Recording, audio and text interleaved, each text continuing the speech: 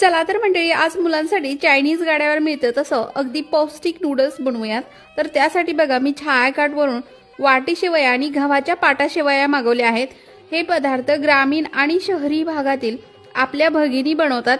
त्यांची होममेड आणि क्वालिटी उत्पादने इतर शहरातील ग्राहकांना विकण्याची सुविधा उपलब्ध करून त्यांच्या आर्थिक सक्षमीकरणासाठी हे स्टार्टअप सुरू करण्यात आले आहे।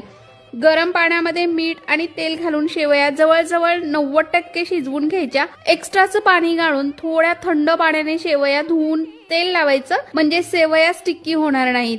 आवडीप्रमाणे भाज्या कट करून घ्यायच्या। छायाकार्ट.com वर 700हून अधिक गृह उद्योग करणाऱ्या महिलांची हजारापेक्षा जास्त उत्पादने उपलब्ध आहेत, ज्यामध्ये उन्हाळी पदार्थ, ready to cook, ready to eat असे भरपूर उत्पादने अवेलेबल आहेत।